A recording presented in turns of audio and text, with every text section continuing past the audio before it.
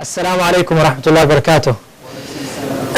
إن الحمد لله نحمده ونستعينه ونستغفره ونعوذ بالله تعالى من شرور أنفسنا وسيئات أعمالنا.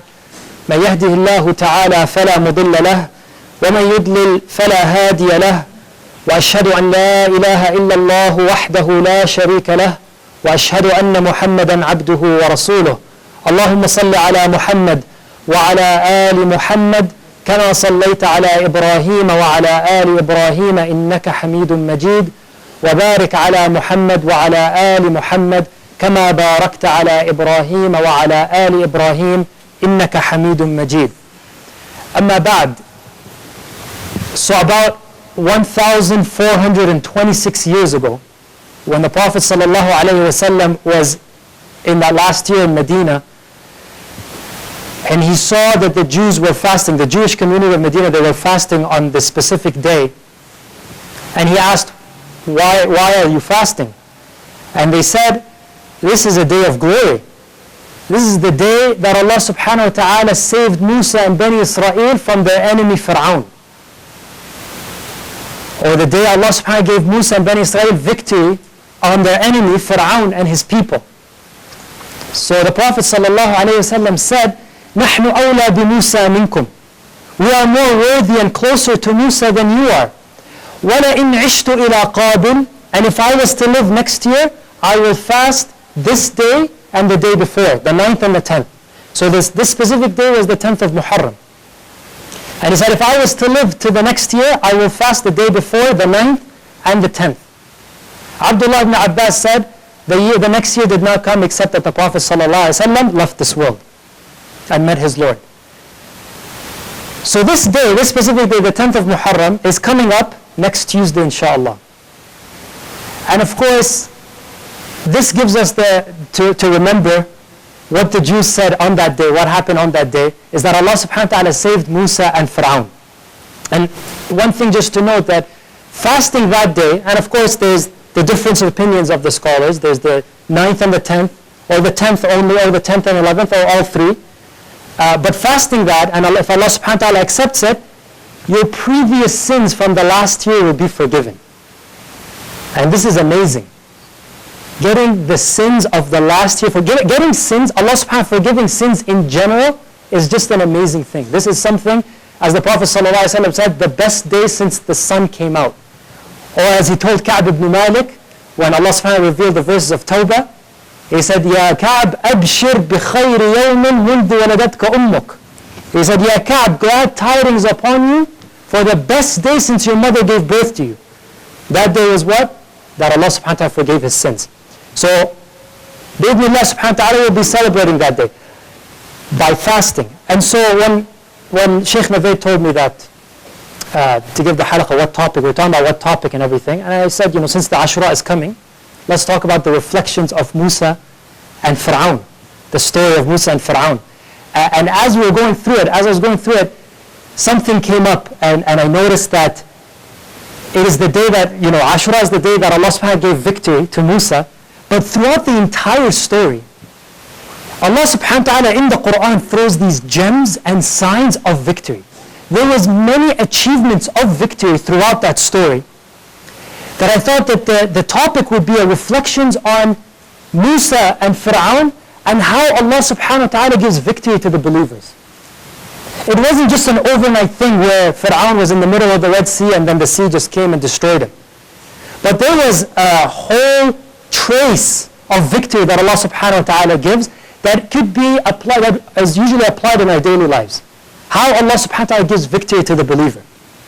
So first of all, the story of Musa and Firawn. Now, one of the things that we notice, of course, in the Quran, the most story that was mentioned in the Quran is the story of Musa. It was mentioned so many times. One of the Salaf actually said, كَادَ الْقُرْآنُ أَن يَكُونَ مُوسَى. This Quran was almost going to talk about nothing except Musa. That's how many times Allah subhanahu wa ta'ala mentions the story of Musa. So obviously this caused, some talks with the scholars. Why?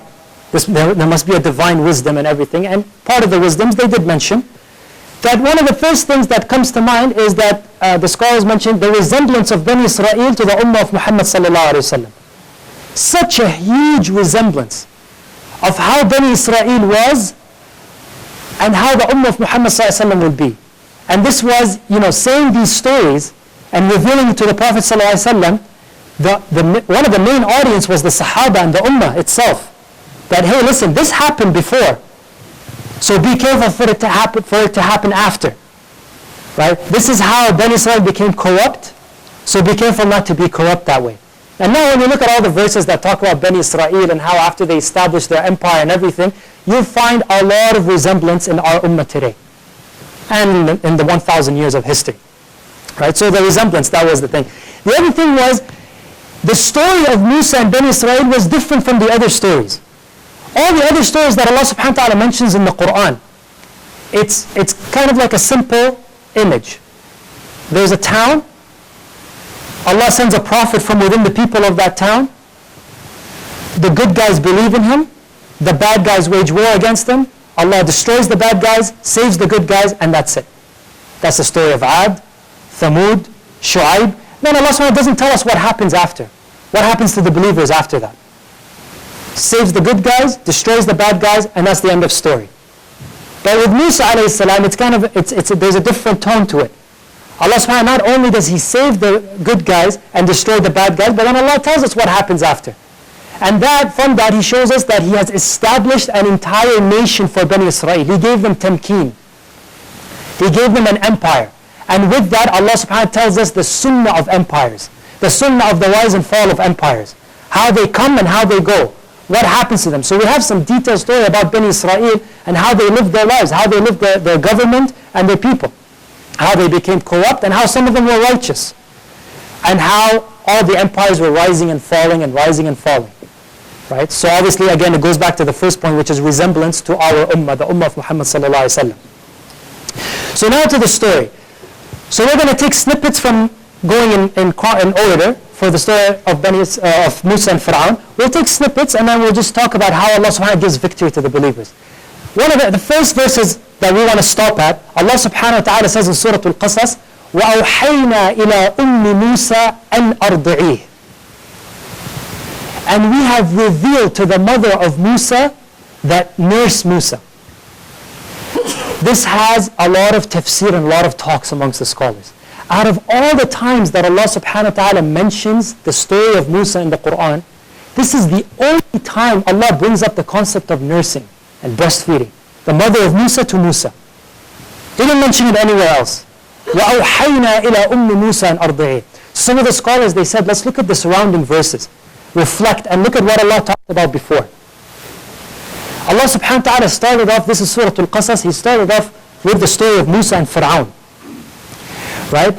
And He says, وَنُرِيدُ أَن نَمُنَّ عَلَى الَّذِينَ اسْتُضْعِفُوا فِي الْأَرْضِ وَنَجْعَلَهُمْ أَئِمَّةً وَنَجْعَلَهُمُ الْوَارِثِينَ وَنُمَكِّنَ لَهُمْ فِي الْأَرْضِ وَنُرِيَ فِرْعَوْنَ وَهَامَانَ وَجُنُودَهُمَا مَا كَانُوا يَحْذَرُونَ. وَأَوْحَيْنَا إِلَىٰ أُمِّ مُوسَىٰ أَنْ أَرْضِعِيهِ. So Allah subhanahu wa ta'ala talks about here, which we talk about the sunnah of nations. Allah subhanahu wa ta'ala wants to take a nation that has hit rock bottom, Bani Israel. Take that nation that is now slaves, persecuted. They have no power. They have no dignity. Because Fir'aun was taking their women, and of course, to destroy a nation, you take away their dignity by taking away their women. So they had no dignity. They were humiliated. They were hitting rock bottom. Allah subhanahu wa ta'ala wants to show His power and show us the sunnah of nations, how He can rise them and make them fall. He said, I want to take a nation from the very bottom and I want to make them leaders. I want to make them leaders وَنَجْعَلَهُمُ الْوَارِثِينَ and inheritors. So that means their nation, not only does He rise them to the top, but they become an example for all of humanity. Any empire, any nation that becomes at the top, they become an entire example. People start to wear the same clothes they wear, listen to their music, do their hair the same way. Everything they do is good. Even though just a few centuries ago they were in the bottom. Allah is saying, I want to take them, put them to the top, وَنُمَكِّنَ لَهُمْ فِي الْأَرْضِ and give them this establishment upon the earth. Give them tamkeen, a strong army, strong politics, strong economics, strong organizations, strong businesses, everything is strong within them. Like a strong empire. Where does all of this start? Now this big goal that Allah subhanahu wa ta'ala talks about. And of course He's talking to the Sahaba. He's telling them, you're Arab, we're going to take you from the very bottom, the Persians and the Romans, right? They're the superpowers right now. We're going to raise you to the top and make you leaders. Where does this all start? Allah subhanahu wa ta'ala says, وَأَوْحَيْنَا إِلَىٰ أُمِّ مُوسَىٰ أَنْ أَرْضِعِهِ. And we reveal to the mother of Musa, nurse your son. This is where it all starts. Raising our own children. Many times we get so distracted, especially with this world of social media. We look at the children overseas and we look at, and it's all right. But many times we forget about the children in our own home. We forget about the children living here. What are they learning? Where's their aqidah going? Where's their Islam going? How are they learning Quran? Are they learning Quran? Are they understanding the Arabic language? All of these important things, Allah subhanahu wa ta'ala is telling us here, as the scholars mentioned, that the first focus should be your children. Raise them proper. Because when you raise somebody, if somebody is going to take a responsibility, right, an entire responsibility, they have to have a deeper foundation. The bigger the responsibility, the deeper the foundation has to be. Just like, you're building a tower. The taller the tower, the deeper the foundation beneath. So it doesn't fall when the strong winds come by. So with raising children and strengthening them, and Allah subhanahu wa ta'ala says, you start from the nursing age. From the age you start, not wait until they're 13 or 14 you start from the very beginning. وَأَوْحَيْنَا إِلَىٰ أُمِّ مُوسَىٰ أَنْ أَرْضِعِهِ. Right? And that's where you start with preparing the children and giving them a deeper responsibility for what's about to come in life. Making them leaders. So when Allah subhanahu wa ta'ala, just a few verses before, is saying, وَنَجْعَلَهُمْ أَئِمَّةً, we want to make Bani Israel أئمة, leaders of the world, and an example, that has to start from the very bottom. That has to start from when they are children. From when they are babies. Right? The concept of Allah subhanahu wa ta'ala revealing or inspiring to the mother of Musa, أوحينا. Wahy in Quran comes in 4 meanings. Right? The first meaning when Allah subhanahu wa ta'ala says, إذا زلزلت الأرض زلزالها وأخرجت الأرض أثقالها وقال الإنسان ما لها يومئذ تحدث أخبارها بأن ربك أوحى لها. That your Lord revealed to the earth. This revelation, so the scholars, they did it into 4 things. Revelation into hards or surfaces or unliving objects is a command. So أوحى لها meaning He commanded it. He commanded the earth to do what He told her to do. Right? And then the wahy comes in a form for animals and insects and, unintellectual creatures, unlike the humans. So Allah subhanahu wa ta'ala says, وَأَوْحَى رَبُّكَ إِلَى النَّحْلِ. And your Lord revealed to the bee. How is that revelation? The scholar said this type of revelation is something that is innate. That when Allah created the bee, He already built in the system of how the bee will build its hive, eat from its, produce the honey, and everything that it needs to know. As Musa alayhi salam said to Firawn, الَّذِي أَعْطَى كُلَّ شَيْءٍ خَلْقَهُ ثُمَّ هَدَى. Allah is the one who gave everything its creation, then guided it. Meaning He gave it, and then He taught it what it needs to do. So the animals already know what they need to do because Allah created them with that knowledge. So that's the wahy. And then the third type of wahy is the wahy we see here. وَأَوْحَيْنَا إِلَىٰ أُمِّ مُوسَىٰ أَنْ أَرْضِعِهِ. This is a kind of ilham, what the scholars say. It's an inspiration that Allah subhanahu wa ta'ala puts in the hearts of whoever He wills. Out of all the women in that town, Allah subhanahu wa ta'ala picked the mother of Musa. This is something that is exclusively picked by Allah subhanahu wa ta'ala. Only the hikmah and the knowledge is known by Allah subhanahu wa ta'ala. That's why we should never belittle any human being. You never know whom Allah picked to inspire, to do good. Sometimes that inspiration comes to certain years. So for example, if you're going home tonight and instead of taking Deerfoot, you decide to take 16th Ave. You usually take Deerfoot, but you take 16th Ave. But somehow today you decided to take 16th Ave. And then you come home and you find out that in Deerfoot there was a big accident. Right about that time you were coming home. Had you have taken that path, you could have been involved in that accident, something bad would have happened to you. So that sometimes they consider this cause ilham. Allah inspired you to save you from this bad and made you take 16th Ave instead of Deerfoot. So that's another way of inspiration. So this is the way, أَوْحَيْنَا إِلَىٰ أُمِّ مُوسَىٰ أَنْ أَرْضِعِهِ. It's an inspiration. that Allah subhanahu puts in the heart. And then the fourth type of wahi is the wahi that we all are familiar with, and that is exclusive to the prophets of Allah subhanahu wa ta'ala. That is a revelation that comes through Jibreel into the hearts of the prophets, or in the many forms that we know revelation comes in. So that is one of the first forms of victory, is preparing the offspring, preparing the children, raising them properly,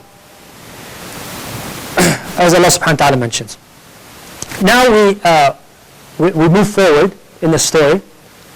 So Musa alayhi salam now is raised in the palace of Firawn. You know, he was brought to the palace of Firawn. He was taken, adopted. Now he's raised in the palace of Firawn. He grew up, and he reached an age of maturity. And as he's walking in the streets, he finds two people fighting. One guy from his people and the other guy from Misr. Right? There was second-class citizens, first-class citizens, second-class citizens. So the guy from his people, from his crew, asked him for help, and Musa alayhi salam helps him, and he kills the other guy unintentionally. So one thing led to another, and he gets exposed. So Musa alayhi salam flees Egypt. He flees Egypt with nothing with him. He keeps walking and walking and walking until his sandals rip and they are removed, they are worn out, and he's walking barefoot. He's walking until he gets blisters, and he is tired. He is eating leaves just to survive. There's no food, no water, and he is tired up until he reaches the town of Madian. And in this town, he is exhausted. He is done. But what does he see? He sees two women who are trying to fill up a bucket of water from the well to feed their animals, but they are unable to do so because there's a group of men fighting or arguing within that well, trying to get water, and of course, because of their modesty, they did not want to approach and try to make their way amongst the men. So they were waiting. He noticed something was wrong. He noticed something was wrong, and he went and he said, "Ma khatbukuma?" What is the matter here? And they told him that we're trying to feed our animals, but we can't, and usually our father does it because our father is a very old man, so we're doing this job for him. So Allah subhanahu wa ta'ala then says, فَسَقَى لَهُمَا ثُمَّ تَوَلَّى إِلَى الظِّلِّ. So he helped them get that water, feed their animals, did the job for them, and went under the shade to seek some rest. Now this act, of course, many talks about it as well. Right? Not just the interaction of Musa and the other two women, but just the concept of him being a fugitive. The concept of him being exhausted, hungry, and thirsty. And really, anybody you think of in that situation would just take advantage of anything they can find. And they would find 1,000 excuses for them. I'm a fugitive, I'm running away from something I didn't do, you know, I need food, I need water to survive. I would just steal, they make steal halal for them, anything just to take, just for me to survive. But here Musa alayhi salam showed us another type of victory. This is one of the most important types of victory, akhwa. And that is al-nasr bil-akhlaq wal-mabadi' wal-qiyam. Victory of akhlaq and values. The victory of manners. Right? There's a lot of times when we get into a situation that we can use and abuse. Many times we use and abuse it. But a Muslim, when he is put in a situation, right, where he's being attacked verbally or anything, right, how we react to that situation, to show the dignity of a Muslim, to show the akhlaq of a Muslim, this is where victory comes in. It is very disheartening to see, you know, when people start talking about certain things that cause a lot of emotion, especially politics overseas, and these are practicing Muslim, and they come and they use profanity. Oh, this person, this leader, this corrupt leader, and they use all this language, this profanity and everything, and if this will give victory to the people of Syria or to the people of Palestine. By posting things of profanity or saying things that is not befitting for a Muslim to say. You know, and when it's going through that, the concept of victory of akhlaq, showing our akhlaq to the non-Muslims and to Allah subhanahu wa ta'ala, it reminds me of the story of Khubayb ibn Adi. This story, we all know it from the seerah, but there's a spotlight that we want to put in that story, just to show this point of victory. Khubayb ibn Adi was one of the people that participated in Badr. And what happened was in the 8th or 9th year of Hijrah, or sorry, in the 7th or 8th year of Hijrah, before the Fath, before the conquest of Mecca, delegations came to the Prophet ﷺ. The Prophet ﷺ was very busy spreading Islam because there was a hudna, there was a peace treaty with Quraysh, no war. So I'm going to be busy spreading Islam. So he was very enthusiastic about now we can spread Islam. A delegation came to him from Udal and Qarra, from those two tribes, and they said, Ya Rasulullah, our people have accepted Islam, so send some people to our town to teach us the religion, teach us Quran and everything. And the Prophet ﷺ handpicked these people, 6 to 8 people depending on the narration, and amongst them was Khubayb ibn Adi. Go to them and teach them their religion. So they said, there you go, these people will go with you. So they went with them, and when they reached a certain well, right outside of Mecca, it was a deception. These people deceived the Prophet ﷺ, and they took all of these Muslims that the Prophet ﷺ sent and they killed them all, except 2 of them. One of them was Khubayb ibn Adi. They took him as a prisoner, and they sold him to Mecca. Now in Mecca, who bought him? Banu Harith. Harith, the leader of that tribe, Khubayb ibn Adi killed him in the Battle of Badr. So ever since that day, they've been wanting to get revenge. And now they bought him from those 2 tribes. So Khubayb knew that he was going to be executed. There is no doubt about that. He knew he was under the hands of Banu al-Harith, and so he said he's going to be executed. So he was put in prison, right?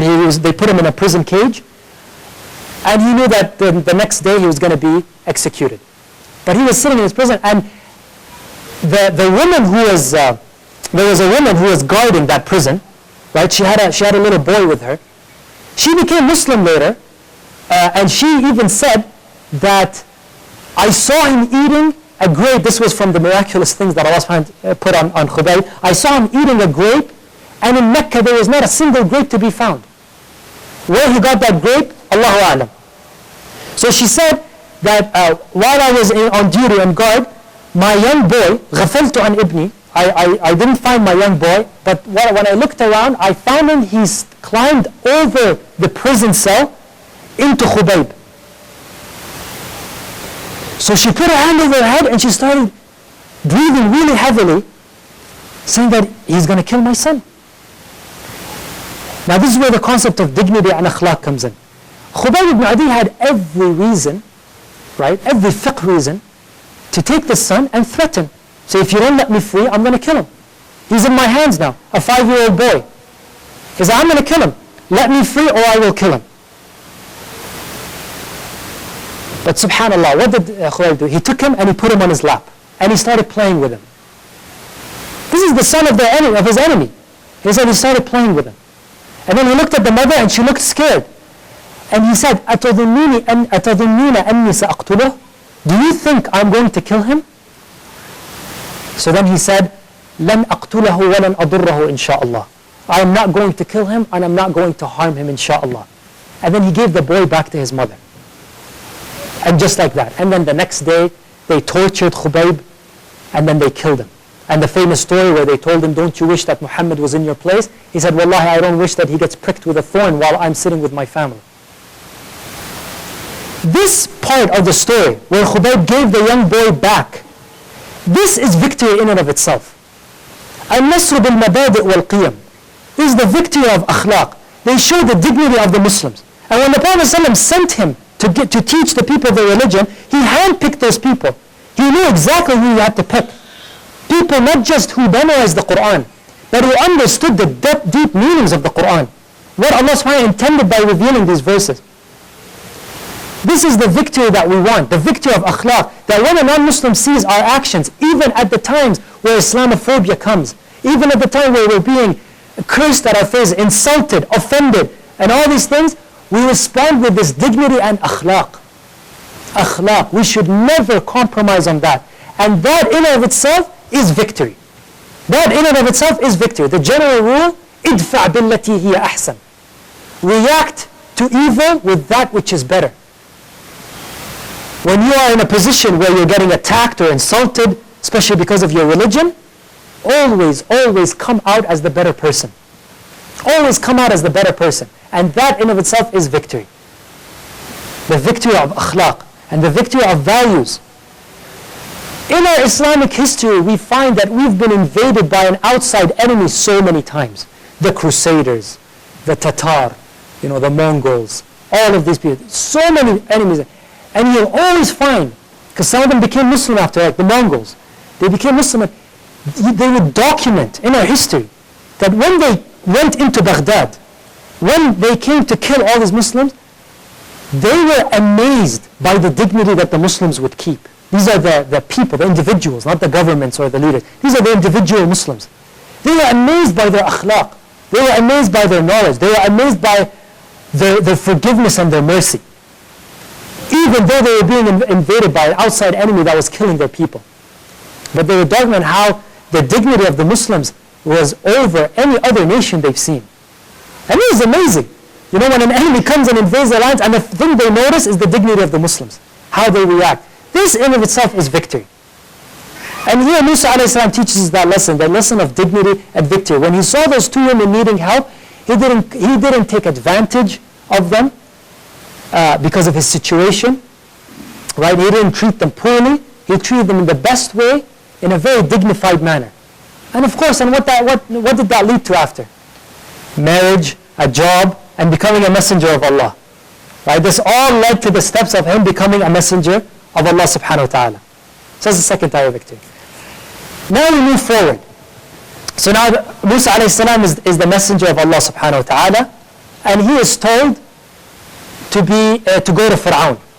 And in fact, to reiterate the second type of victory, the victory of akhlaq, with all the things that Firawn said, أَنَا رَبُّكُمُ الْأَعْلَى, I am your Lord the Most High, and مَا عَلِمْتُ لَكُم مِّنْ إِلَهٍ غَيْرِي, I do not know any other God except me, and I am the one to be worshipped and everything.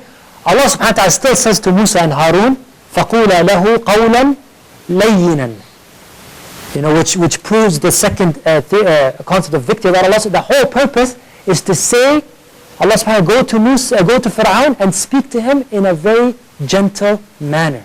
In a very gentle manner. Akhlaq comes first and last. That is the victory. So now Musa a.s. is sent to Firawn. Now the third type of victory, al-nasr bil-hujjah, victory with knowledge and proof. This is now the situation where Musa is standing in front of Firawn. And Firawn starts off and says, وَمَا رَبُّ الْعَالَمِينَ.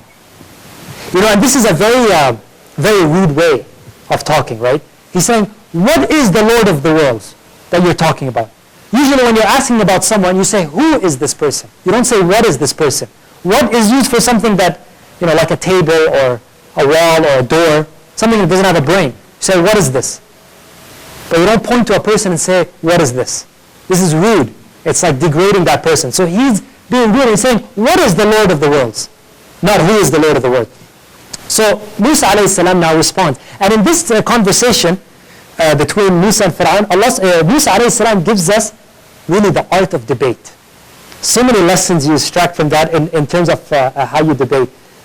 So Allah subhanahu wa ta'ala says, قَالَ فِرْعَوْنُ وَمَا رَبُّ الْعَالَمِينَ قَالَ رَبُّ السَّمَاوَاتِ وَالْأَرْضِ وَمَا بَيْنَهُمَا إِن كُنتُم مُوقِنِينَ. Now, you got to put that. We have to put that vision, right? Fir'aun is sitting with all his group of, his helpers, his soldiers, his archbishops, all the other people, helpers that are coming with him. And here Musa is standing and he's debating him. And he's telling him, what is the Lord of the worlds? And Musa alayhi salam says, قَالَ رَبُّ السَّمَاوَاتِ وَالْأَرْضِ وَمَا بَيْنَهُمَا إِن كُنتُم مُوقِنِينَ. The Lord of the worlds is the Lord of the heavens and the earth and everything in between, if you had any certainty. Something started to happen. The helpers around Fir'aun, something triggered within them. Their fitrah started to react. This is starting to make sense. So instead of giving weird faces, so Fir'aun says, قَالَ لِمَنْ حَوْلَهُ أَلَا تَسْتَمِعُونَ, in a very sarcastic manner. Do you not hear this guy talking? Look at this guy. But both Musa and Fir'aun noticed that the helpers, those guys around Fir'aun, are starting to actually get a little bit convinced about the answer. It makes sense. The Lord of the heavens and the one who created the heavens and the earth and everything in between. We know Firawn didn't create it. We've helped him create that lie. So we know he didn't create it, so it started to make sense. Musa started to notice that their faces started to change. So now he removed his speech with Firawn and he started to focus with them. قَالَ رَبُّكُمْ وَرَبُّ آبَائِكُمُ الْأَوَّلِينَ. Your Lord and the Lord of your fathers and your forefathers and your ancestors before them. Now he started to talk to them, he forgot about Firawn. They started to get more convinced. Yes, our fathers. Firawn didn't live at the time of our ancestors. So there must be a Lord besides Firawn. Now Firawn got angry. قَالَ إِنَّ رَسُولَكُمُ الَّذِي أُرْسِلَ إِلَيْكُمْ لَمَجْنُونَ. He said, this messenger that was sent to you is a crazy man. He's insane. Firawn has no proof, has no knowledge, has no hujjah. And when a person has no hujjah, his full dictatorship and anger starts to come out. That's how you know a person is losing. When he starts to get angry and things he says doesn't make sense. Musa a.s. continues. See, Musa a.s. didn't just say, no, Firawn, be quiet. Listen, you don't know what you're talking about. No, he continued. He said, listen, these guys are getting convinced. Let me continue. Right? So he says, قَالَ رَبُّ الْمَشْرِقِ وَالْمَغْرِبِ وَمَا بَيْنَهُمَا إِن كُنْتُمْ تَعْقِلُونَ. That's it. The Lord of the East and the West and everything between them, if you use your intellect. And that is when Firawn could not take it anymore. Like I said, when somebody doesn't have a hujjah, he comes with this anger and خلاص, it's a sign of loss. قَالَ لَإِنِ اتَّخَذْتَ إِلَهًا غَيْرِي لَأَجْعَلَنَّكَ مِنَ الْمَسْجُونِينَ. Although he was talking to Musa, he was also talking to everybody else. Because everybody else seems convinced with Musa. He said, if anybody takes any God besides me, I'm going to make you from the prisoners. So then Musa said, okay. قَالَ أَوْلَوْ جِئْتُكَ بِشَيْءٍ مُبِينٍ. So what if I come to you with a clear sign? And then the story goes on where he gets the stick, it turns into a snake. Then he takes out his hand, it becomes white. So this is a victory for Musa that Allah subhanahu wa ta'ala gave, which is the victory of knowledge. This concept of hujjah, this concept of debate, right? This victory was given to many prophets. And Allah subhanahu wa ta'ala actually talks about how this victory was given to his prophets. Look at Ibrahim alayhi salam. The concept of hujjah or hajjah, all these different grammatical forms, is a concept of arguing and having the stronger proof when you're debating. How many times was this word associated with Ibrahim alayhi salam? Allah subhanahu wa ta'ala says, أَلَمْ تَرَ إِلَى الَّذِي حَاجَّ إِبْرَاهِيمَ فِي رَبِّهِ. Do you not see the one who debated with Ibrahim on his Lord? When Ibrahim told him, my Lord is the one who gives life and death. The man said, I give life and death. Look, these are two prisoners. You're alive, you're dead. So Ibrahim says, Allah brings the sun from the east, then bring it from the west. فَبُهِتَ الَّذِي كَفَرْ. So the one who disbelieved had nothing to respond. Allah gave him victory through knowledge, through hujjah. Right? And then the other group of people that Ibrahim encountered, when he told them that they were worshipping the sun and the moon and the stars, and he said, none of these have any benefit to you. So Allah subhanahu wa ta'ala says, وَحَاجَّهُ قَوْمُهُ. Right? Those people started to debate him and argue with him. قَالَ أَتُحَاجُّونِ فِي اللَّهِ وَقَدْ هَدَانِ. Are you arguing with me on Allah when He has guided me? And He brought them logical proof through that debate, through that argument, with knowledge that Allah is the one that exists. It's all logical proof about the existence of Allah subhanahu wa ta'ala and how all these other things are false gods. So then Allah subhanahu wa ta'ala says about that incident after, وَتِلْكَ حُجَّتُنَا آتَيْنَاهَا إِبْرَاهِيمَ نَرْفَعُ دَرَجَاتٍ مَّن نَشَاءُ. And this is the hujjah, this is the knowledge, the victory of knowledge that we have given Ibrahim on his people. We elevate the status of whomever He wills. So that is how Allah subhanahu wa ta'ala gives you victory through knowledge. He elevates your status, especially when the whole group of the whole community believes in has a false belief, and you come and you destroy that false belief through logical arguments and through knowledge. Of course, logical argument will only come through that knowledge. And Allah subhanahu wa ta'ala elevates your status. We see that throughout our history. Look at Imam Ahmad. How is the status of Imam Ahmad in the Muslims? Why is it elevated amongst the Muslims? Because at a time when the government forces the people to believe that the Quran was a creation, Imam Ahmad comes not only with his steadfastness, but it's also with his logical arguments. Many stances where they tried to debate Imam Ahmad and send him big scholars of the Mu'tazila. And Imam Ahmad would destroy them. One man came to him and he told him, Ya Imam, كل شيء مجعول مخلوق. that everything that has ja'ala in it, that is made, it is created. So if Allah subhanahu wa ta'ala says, جعل السماوات والأرض, He created the heavens and earth. So if Allah subhanahu wa ta'ala says, إِنَّا جَعَلْنَاهُ قُرْآنًا عَرَبِيًّا, we have made it a Qur'an, then Allah subhanahu wa ta'ala says, we have created it as a Qur'an. So the Qur'an is created. So Ahmed said, okay, give me the tafsir of this verse. فَجَعَلَهُمْ كَعَصْفٍ مَأْكُولٍ. We made them as rotten, eaten, burnt, living beings. Is that created? Did Allah subhanahu wa ta'ala created them like that? Or did He send His ababil, His elephants towards them? So Imam Ahmad defeated everybody who would come one after the other with his hujjah. And Allah subhanahu wa ta'ala elevated his rank and elevated his status amongst the heart of the Muslims. This in our times is no doubt a very, very important tool after the akhlaq. Especially with, as I mentioned, the concept of Islamophobia. People have the questions about Islam. Right? If somebody, your co-worker comes to you and says, prove to me that Allah exists. This God that you worship, does He exist? How would we answer that? Do we know how to answer that? Do we have the knowledge, the tools to answer that question? That is how Allah subhanahu wa ta'ala gives victory through al-hujjah. If somebody wants to debate the existence of God, or many now of the things that they ask about in Islam, all these things that cause controversy, will the regular Muslim be able to answer that? Right? These questions are coming up. And the problem is, of course, the media doesn't help us, obviously. The media is against us. So we have to come equipped with the tools of knowledge. So anybody who has that shubha, who has that question, especially non-Muslims, when they have these questions about all these controversies that they're hearing in the media about Islam, and about the rulings of this and that, and this and that. There's so many things. Can we answer them in a way that is convincing? The guidance is in the hands of Allah subhanahu wa ta'ala, of course, but at least we need to have the knowledge and the tools to be able to answer those. That is how Allah subhanahu wa ta'ala gives victory bil hujjah. And that is how Allah subhanahu wa ta'ala in this scene gave victory to Musa over Firawn.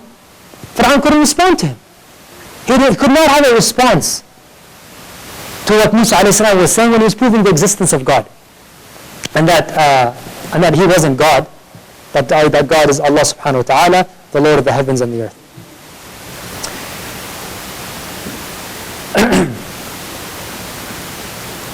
So now we move forward. What happened is, Musa alayhi salam comes, makes an appointment. Firawn tells him, bring your magic that you have, with that stick and everything, and we'll bring our magicians. He said, okay, let's make it on the day of Eid, Yawm al-Zina. Right? You want to take advantage of that when everybody's gathered. And what time? Duha. When everybody's in the market, everybody's there at the time of Duha. So let's do it.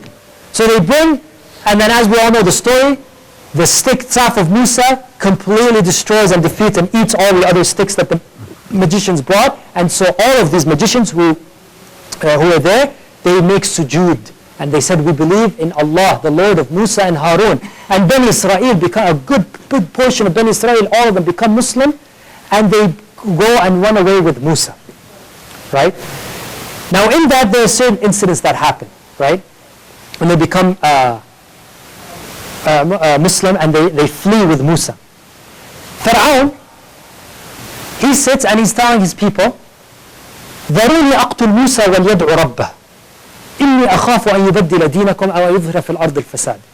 Then let me kill Musa because I am afraid that he's going to exchange the religion, or he's going to cause corruption. They started to expand this media campaign.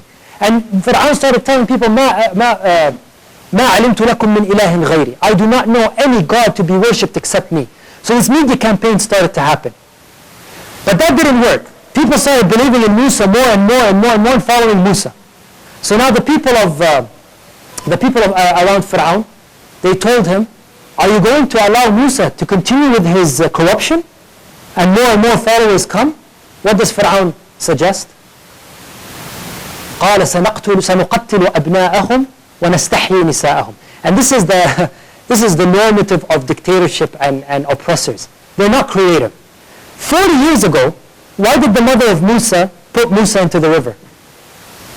Fir'aun saw a dream that one of the boys of Bani Israel is going to destroy his empire.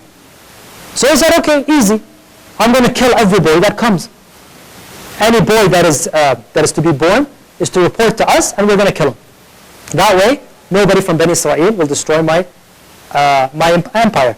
But of course, the plans of Allah is above all other plans. So the person who will destroy his empire ends up getting raised in his own house. But the plan of Firawn, let us kill all of their boys and let all the women live. 40 years later, when Musa comes and the signs have shown Firawn that this guy is going to destroy your empire, what is his method? Let us kill. It's the exact same method. Nothing creative and nothing new. Let us kill their boys and let their women live. Now at this time, Musa is telling Bani Israel to be patient. Allah subhanahu wa ta'ala will help us through this. Right?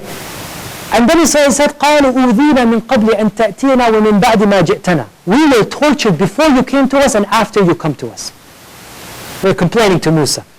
Now Musa alayhi salam is telling them something about the purpose of victory.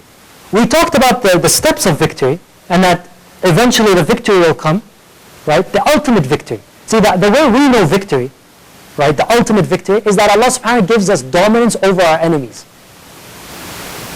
Victory is not just restricted to that definition. It's not just dominance over our enemies and there's no other victory besides that. Although this type of victory is probably the most beloved, as the scholar says, the most beloved to us humans, to have dominance over our enemies. Allah subhanahu wa ta'ala says, وَأُخْرَى تُحِبُّونَهَا نَصْرٌ مِّنَ اللَّهِ وَفَتْحٌ قَرِيبٌ.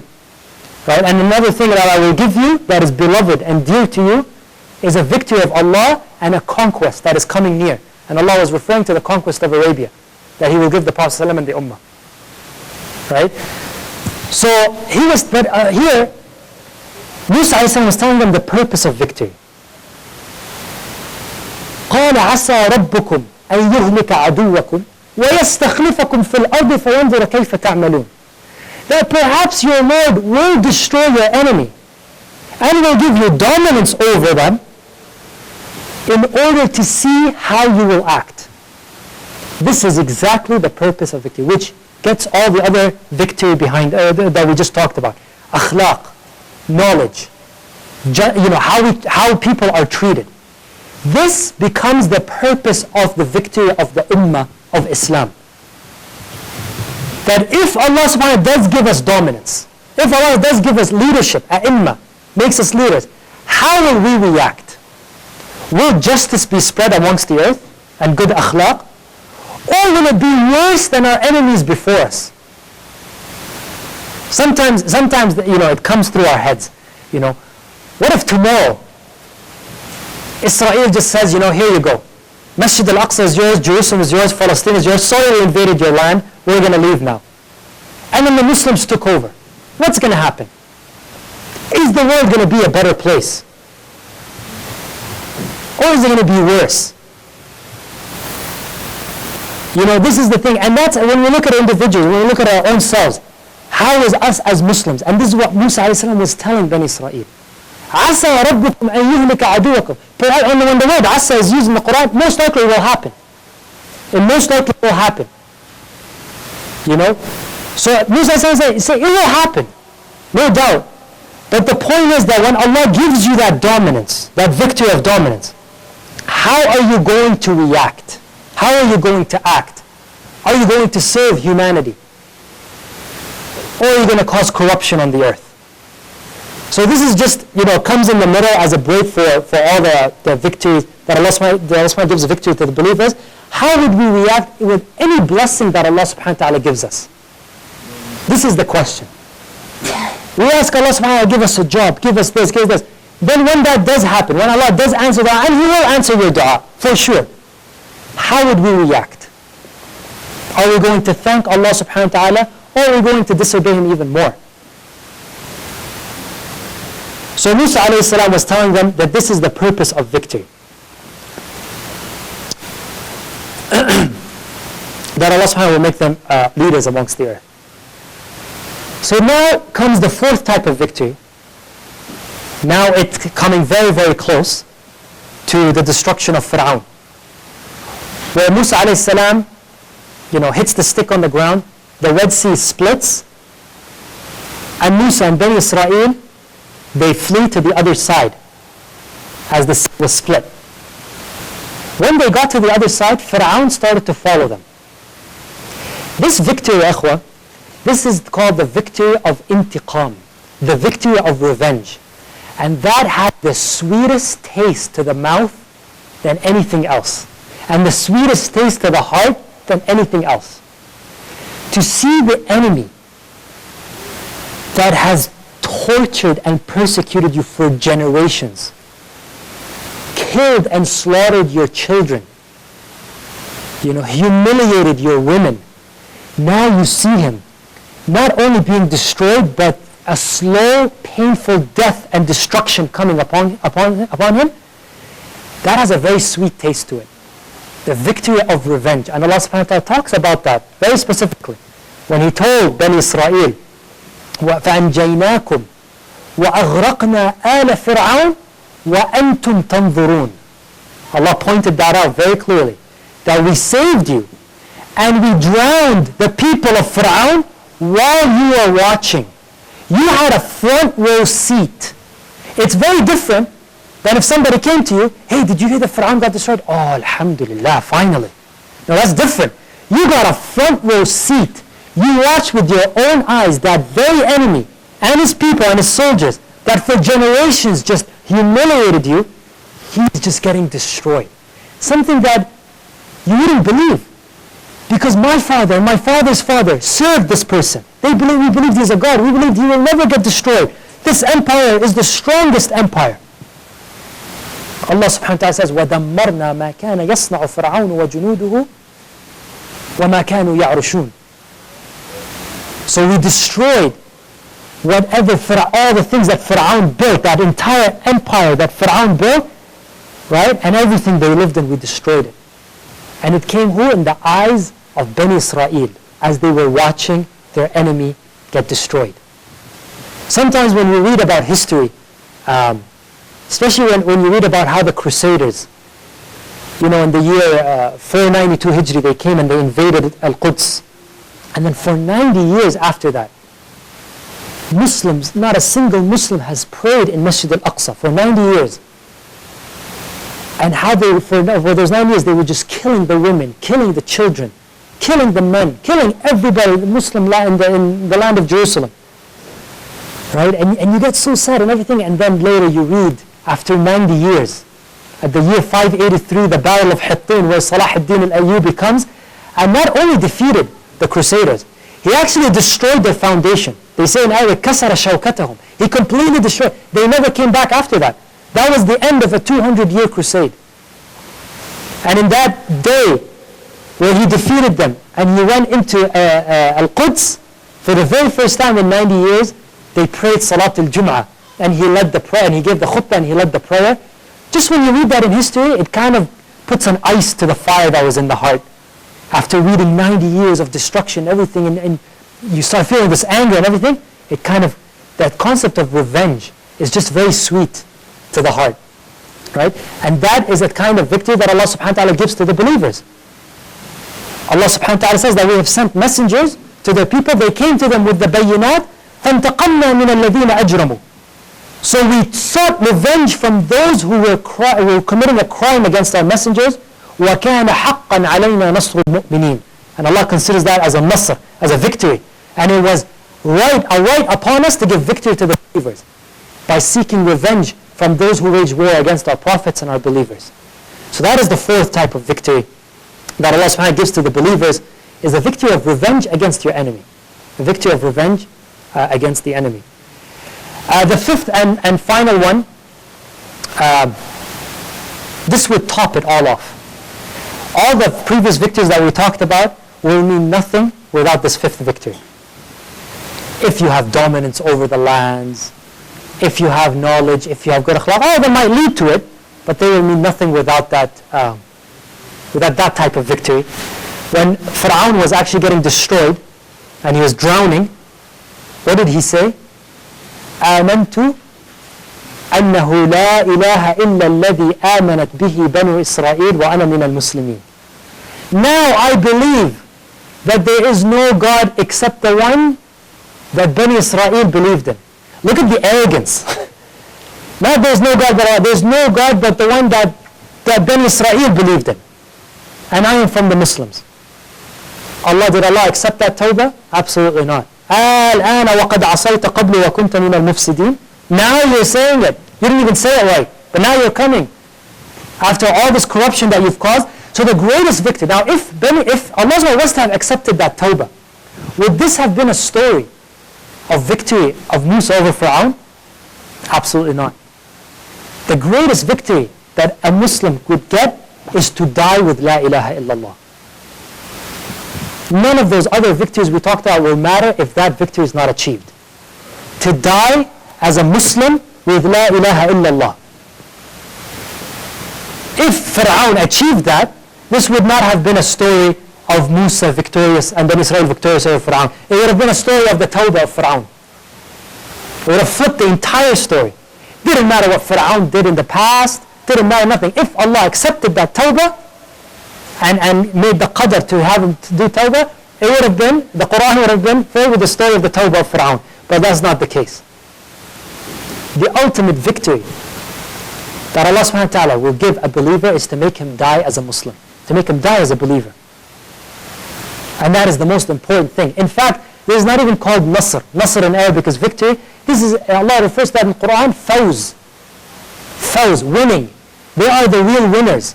Because a disbeliever might be victorious in a battle, but the believers are still the winners. Look at the battle of Uhud. Quraysh may have been victorious in that battle, but who are the winners at the end of the day? Umar al-Khattab made it clear, قَتْلَانَ فِي الْجَنَّةِ وَقَتْلَاكُمْ فِي النَّارِ. Our dead is in Jannah and your dead are in the hellfire. We're the winners in the end. Allah always refers to that death of the Muslim, death of dying in Islam and entering Jannah as fawz. فَمَنْ زُحْزِحَ عَنِ النَّارِ وَأُدْخِلَ الْجَنَّةَ فَقَدْ فَازَ. That is the winning, that is winning. Whoever is moved away from the hellfire and entered into Jannah, it's not victory, it's faz, he's a winner. مَنْ يُصْرَفْ عَنْهُ يَوْمَئِذٍ فَقَدْ رَحِمَهُ وَذَلِكَ الْفَوْزُ الْمُبِينُ. Whoever Allah brings away from the hellfire and puts him in His mercy, then and he's entered into His mercy, that is the great win. That is the great win. And now, another story with that example, the story of Al-Ukhdud, in Surah Al-Buruj, right? Ukhdud has actually a very unique ending.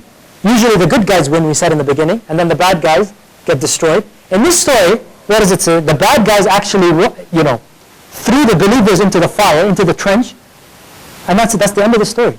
They walked away. Nothing happened to them. Allah didn't send a punishment on them. He didn't mention He sent a punishment upon them. And the believers, because for saying by Allah, they were burnt in the fire in the trench. But what does Allah subhanahu wa ta'ala say? إِنَّ الَّذِينَ آمَنُوا وَعَمِلُوا الصَّالِحَاتِ لَهُمْ جَنَّاتٌ تَجْرِي مِنْ تَحْتِهَا الْأَنْهَارِ ذَلِكَ الْفَوْزُ الْكَبِيرُ. That, contrary to the beliefs of what seems to be in the story, that is the greatest ultimate victory. The ultimate win is that these people entered Jannah. They were thrown into the trench, into the fire, but they entered Jannah because they died with La ilaha illallah. That is the greatest victory that a believer can get. We ask Allah subhanahu wa ta'ala to make us die with La ilaha illallah and to make us all die as Muslims. أقول قولي هذا وأستغفر الله العظيم لي ولكم. This is the victory, just to summarize what the 5 victories that we talked about. So victory number 1 is building a generation, which is raising the children from the beginning, building a generation in the proper method. The second victory is the victory of values and manners, the victory of akhlaq. The third victory is the victory of knowledge and proof, al-nasr bil-hujjah. The fourth victory is the victory of revenge. And the fifth victory is to die with La ilaha illallah, to die as a Muslim. And that is, that was it. We ask Allah subhanahu wa ta'ala to forgive our sins and to give us the tawfiq to fast this next week, the day of Ashura, and the day before, the day after, and to forgive our sins but in accepting our fast. Ameen. Wa sallallahu wa sallam wa barak ala Muhammad. Subhanakallahumma bihamdik. Ashhadu an la ilaha illa ant. Nastaghfiruka wa natubu ilayk.